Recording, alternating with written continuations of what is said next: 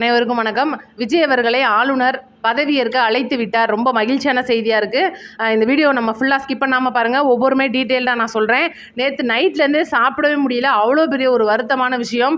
விஜய் அவர்கள் ஜீவா அவர்களுடைய தந்தையாருடைய அந்த இறப்புக்கு இரங்கல் தெரிவிச்சுட்டு வந்த கொஞ்ச நேரத்தில் பட்டினப்பாக்கத்திலேருந்து நீலாங்கரைக்கு போகும்போது பார்த்திங்கன்னா கான்வே பறிக்கப்பட்டது. இந்த மாதிரி நிறைய நியூஸ் வந்து நேற்றுலேருந்து சொம்பு சேனல்கள்லாம் போட்டு பயங்கரமாக உருட்டிட்டு இருக்காங்க. திமுக அதிமுக சேரப்போகுது, ஸ்டாலினும் எடப்பாடியும் கைகோர்க்க போகிறாங்க. இன்னொரு பக்கம் பார்த்தா விஜய் அவர்கள் வந்து முதல்வர் ஆகணும்னா நீங்கள் திருமாவளவனை முதல்வர் ஆக்குங்க அப்படின்னு சொல்லிட்டு ஏகப்பட்ட உருட்டல்கள். நேற்றுலேருந்து அதிகமாக நிறைய பேர் நம்மளுடைய சப்ஸ்கிரைபர் மற்றும் ஃபாலோவர் மனம் நொந்து போய் நம்மளுடைய கமெண்ட் பாக்ஸில் போட்டிருந்தீங்க. அதே அளவு தான் நானும் ரொம்ப வருத்தத்தில் போட்டேன். உண்மையிலே வந்து நேற்றுலேருந்து நம்ம தமிழ்நாடு ஒரு ஸ்தம்பிக்கிற அளவுக்கான ஒரு விஷயம்லாம் இறங்கிட்டாங்க. இன்றைக்கி காலையில் பார்த்தீங்கன்னா முழுக்க விஜய் அவர்களுடைய பனையூர் அலுவலகத்தில் நிறைய பேர் வந்து பதவி ஏற்க முடியலையேன்னு சொல்லிட்டு ரொம்ப வருத்தப்பட்டாங்க. நேரு உள்விளையாட்டு அரங்கத்தில் பதவியேற்பு விழாவுக்கு போடப்பட்டிருந்த அனைத்து அந்த வேலை பணிகள் மற்றும் காவலர் பணிகளை ரிட்டர்ன் எடுத்துட்டாங்க. உண்மையிலே வந்து ரொம்ப வருத்தத்துக்குள்ள விஷயமா இருந்துச்சு. இந்த நிலையில் இன்னைக்கு காலையில் விஜய் அவர்கள் ஆளுநரை சந்தித்தார். அவங்க உச்சநீதிமன்றத்துக்கு போக போகிறோன்னு சொல்லியிருந்தாங்க. என்ன விஷயம் அப்படின்னா, ஒரு கட்சி அப்படின்னா அந்த கட்சிக்கு பெரும்பான்மை இருக்கோ இல்லையோ, மித்த 2 கட்சிகளுக்கு பெரும்பான்மை இல்லை. அப்போ பெரும்பான்மை ரீதியின் அடிப்படையில் ஆளுநர் அவர்களுடைய வேலை என்ன, நாங்கள் ஆட்சி அமைக்க உதவி கோரும்போது நீங்கள் ஆட்சி அமைக்கிறதுக்கு எங்களை அழைக்கணும். பெரும்பான்மை நிரூபிக்கிற இடம் சட்டமன்றம். அங்கே தான் நாங்கள் 118 உங்களுக்கு காட்ட வேண்டி வரும். நீங்கள் எங்களுடைய பதவி பிரமாணத்தை மட்டும் பண்ணி வச்சா போதும் அப்படின்றத கர்நாடகாவில் நடந்ததை முன்னுதாரணமாக எடுத்து இன்னைக்கு தமிழக வெற்றி கழகம் மற்றும் காங்கிரஸோட வழக்கறிஞர்கள் வந்து ஆளுநர் அவர்களிடம் சட்ட பிரச்சனையை பற்றி பேசும்போது இது வந்து ஒட்டுமொத்தமாக ஒரு சட்ட வல்லுநர்களுக்கு நிறைந்த ஒரு விஷயமா மாறும்போது இந்த ஒரு விஷயம் பிஜேபிக்கெலாம் பயங்கரமாக வந்து இன்னைக்கு பிஜேபி தான் முட்டுக்கட்டையாக இருக்குது அப்படின்ற ஒரு விஷயம்லாம் வந்து இன்னைக்கு பரவலாக பரவிட்டு இருக்கு. உண்மையே அதுதான். இதுக்கான சவால்களை நான் ஒன்றொன்னா சொல்கிறேன். அதுக்கு முன்னாடி ஆளுநர் அவர்கள் விஜய் அவர்களை பதவியேற்க அழைத்து விட்டார். இதுதான் முக்கியமான விஷயம். இப்போ மறுபடியும் நேரு உள்விளையாட்டு அரங்கில் 6500க்கு மேற்பட்ட காவலர்கள் இறங்கி குதிச்சுட்டு இருக்காங்க. இன்னைக்கு காலையில் பார்த்தீங்கன்னா அதிக அளவில் மெரினா பீச்சில் பயங்கரமான காவல்துறை படையெடுப்பு. எதுக்காக அப்படின்னா மீண்டும் ஒரு ஜல்லிக்கட்டுன்னு சொல்லிட்டு நேற்று ஃபுல்லாக சமூக வலைதளங்களில் பரவிட்டு இருக்கு. இந்த ஒரு நியூஸ் சேனல்ஸை பற்றி நம்ம சொல்லி ஆகணும். என்ன போட்டாங்கன்னா, நேற்று நைட்ல இருந்து மக்களை திசை திருப்புற விதமாகவும் மக்களை வந்து மனவர்த்தப்படுற விதமாகவும் ஏடிஎம்கே டிஎம்கே சேர போகிறாங்க, விஜயை வந்து எதிர்க்கிறாங்க, இவங்க விஜய் எதிர்க்கிறதுக்கு என்ன வேணாலும் போவாங்க, எதை வேணாலும் சாப்பிடுவாங்க அப்படின்ற மாதிரி மோசமாக வீடியோ போடும்போது நான் காலையிலே டீட்டெயில்டாக சொல்லியிருப்பேன். அவங்க அப்படிலாம் பண்ண மாட்டாங்க. ஏன்னா ஒரு ஆள் கூட எம்ஜிஆர் விசுவாசியா இல்லாமல் போயிட்டு கலைஞருடைய கட்சியில் போய் சேருவாங்க அப்படின்லாம் நம்ம கேட்டிருப்போம். இன்றைக்கி அதுதான் உண்மை. ஆனால் மேட்ரு என்னன்னு கேட்டிங்கன்னா, ஒட்டுமொத்த ஏடிஎம்கே எம்எல்ஏவும் இன்னைக்கு புதுச்சேரியில் எடப்பாடி அவர்களுடைய தலைமையில் பயங்கர ஒரு மீட்டிங் ஆலோசனையில் விஜய் அவர்களோட கட்சிக்கு யாரெல்லாம் போகிறதா இருக்கீங்க, எவ்வளோலாம் பெட்டி வாங்க போகிறீங்கன்ற மோசமான ஒரு பேச்சுவார்த்தையில் ஈடுபட்டுக்கிட்டு இருக்கிறதா ஒரு சின்ன தகவல் வருது. எடப்பாடி அவர்களுடைய தலைமையை விரும்பாத நிறைய எம்எல்ஏக்கள் இன்னைக்கு தமிழக வெற்றி கழகத்துக்கு வர்றாங்க அப்படின்ற ஒரு மிக முக்கியமான நியூஸ் வந்திருக்கு. இதுக்கு இடையில காலையில் பார்த்தீங்கன்னா ஸ்டாலின் அவர்கள் பரபரப்பாக ஒரு விஷயத்தை வந்து என்டிடிவியோட அந்த ஒரு மீட்டிங்கில் சொல்கிறாரு. என்னன்னா, நான் வந்து விஜய் அவர்களுடைய ஆட்சிக்கு எந்த விதத்திலையும் இடையூறு திமுக பண்ணாது. நாங்கள் வந்து தொடர்ந்து மக்களுக்கு கொடுத்திருந்த நலத்திட்டங்களை இந்த ஒரு விஜய் அவர்களுடைய அரசு கண்டிப்பாக பண்ணணும் அப்படின்னு சொன்னாங்க. இதை சொல்கிற ஸ்டாலின் ஐயா அவர்களே, நான் உங்களை பார்த்து கேட்குறேன். ஜெயலலிதா அம்மா கொடுத்த லேப்டாப் திட்டத்தை நிறுத்தினீங்க, தாலிக்கு தங்கம் திட்டத்தை நிறுத்தினீங்க, அம்மா உணவகங்களை பல இடங்களில் இழுத்து மூடுனீங்க, கர்ப்பிணி பெண்களுக்கு கொடுத்த அந்த உதவித்தொகையை நிறுத்தினீங்க, எத்தனை விஷயங்களை நீங்கள் நிறுத்தி போட்டிருக்கீங்க. இதெல்லாம் வந்து பழைய கதைகள். ஆனால் இன்றைக்கி நீங்கள் என்ன சொல்கிறீங்க, விஜய் அவர்களால் 2500 ரூபா கொடுக்க முடியாது, இது கையாளாகாத அரசாக இருக்குது, இதனால நீங்கள் 1000 ரூபா மட்டுமாவது நீங்கள் கொடுக்கணும் அப்படின்ற மாதிரி இன்றைக்கி நீங்கள் பலவிதமாக உருட்டுறீங்க. நீங்கள் உருட்டும் போது எங்களுடைய தமிழக மக்களுக்கும் எங்களுக்கும் என்ன புரிய வருதுன்னா, நீங்கள் விஜயை எதிர்க்கலை, விஜய் சிஎம் ஆகிறத நீங்கள் எதிர்க்கலை. எங்கள் விஜய் சிஎம் ஆகிட்டா இவ்வளோ நாள் ஏடிஎம்கேவும் நம்மளும் பண்ண ஒட்டுமொத்த கூட்டுக்கலவாணித்தனமும் வெளியில் தெரிஞ்சிருமோ அப்படின்ற ஒரு விஷயந்தான் உங்களுடைய மனசுக்குள்ளே பயமாக இருக்குது அப்படின்றது நீங்கள் பேசும்போதே எங்களுக்கு தெரியுது. இவ்வளோ லட்சம் கோடியை நம்ம அடித்து வச்சுருக்கோமே, எங்கள் விஜய் வந்து அந்த சீட்டில் உட்காந்தோடனே நம்மளை கண்டுபிடிச்சிருவாரோ அப்படின்ற மோசமான பயம் அப்படின்றது உங்கள் மூஞ்சியில் தெரியுது. இதுதான் உண்மை.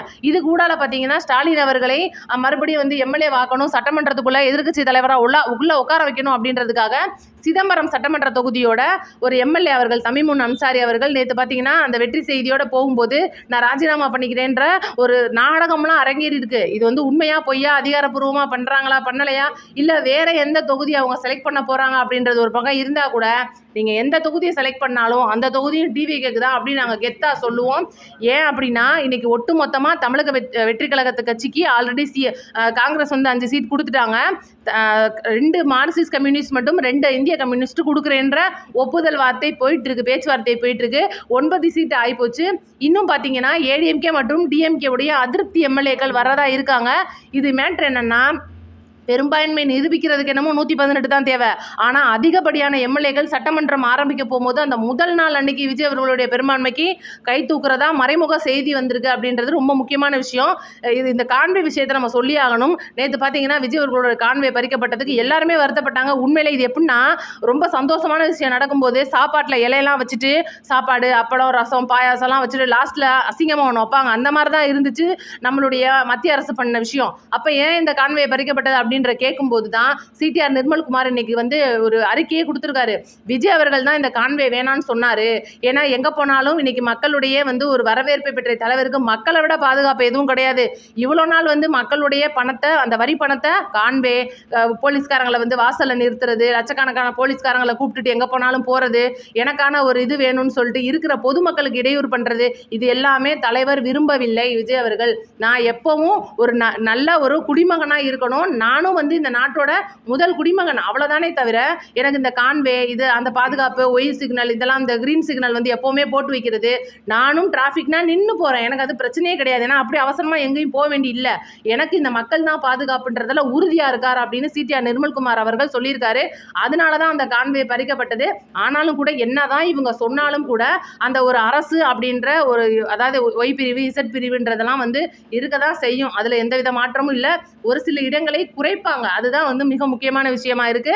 இதெல்லாம் விட நம்மளுக்கு முக்கியமான விஷயமா இன்னைக்கு ஈவினிங்குள்ள விஜய் அவர்கள் பதவி ஏற்க போறாரு. ஏன் அப்படின்றத நான் சொல்லிடுறேன். எதுக்காக இந்த அவசர நிகழ்வு அப்படின்னா, கேரளாவுடைய ஆளுநராக தான் இப்போ ராஜேந்திர விஸ்வநாத் அந்த அர்லேக்கர் அப்படின்றவர் இருக்காரு.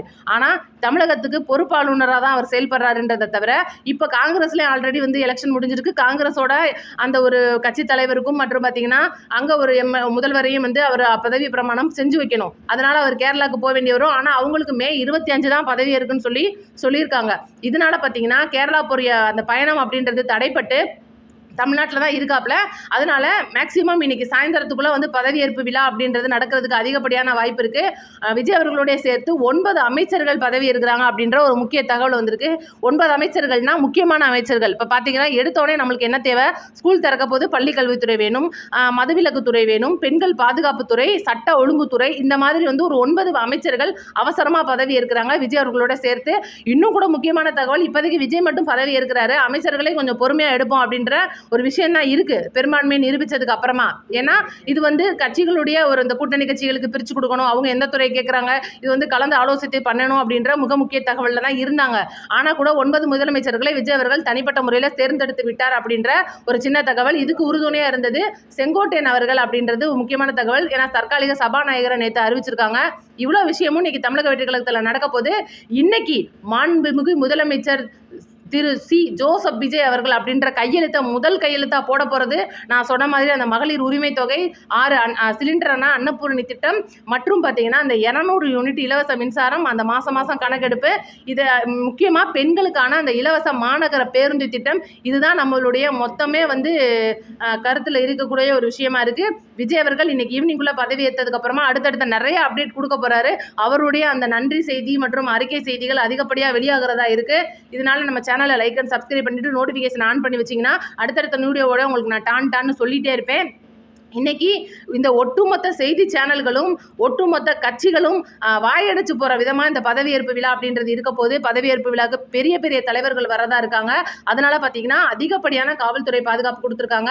கிட்டத்தட்ட அந்த நேரு உள்விளையாட்டு அரங்கம்னு பார்த்தீங்கன்னா வெளியில் 40,000 பேர் உட்காரலாம், உள்ளே பார்த்தீங்கன்னா 8,000 பேர் உட்காரலாம். அதில் 4,000 பேர் வந்து கட்சிகளுடைய அந்த நிர்வாகிகள், பாதுகாப்பு துறையில் இருக்கிறவங்க, முழுக்க மல்டி லேயர் பாதுகாப்பில் அந்த பாம்பு ஸ்குவாட்லேருந்து எல்லா ஸ்குவாடும் கொடுத்துருக்காங்க.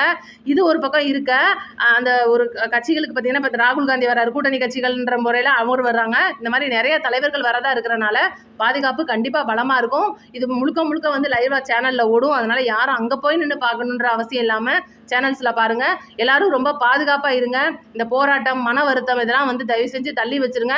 விஜய் அண்ணன் முதல்வர் ஆயிட்டார், உங்களுக்காக நான் உடனடியாக நியூஸில் வந்துடுவேன். நியூஸ் சேனல், சொம்பு சேனல்லாம் சொல்கிறத தயவு செய்து நம்பி வருத்தப்படாதீங்க. லைவில் போகும்போது ஒவ்வொருத்தரோட மெசேஜை பார்க்கும்போது உண்மையிலே ரொம்ப வருத்தமாக இருக்குது. தயவுசெய்து வருத்தப்படாதீங்க. நம்மளுடைய கனவு நிறைவாகி விட்டது.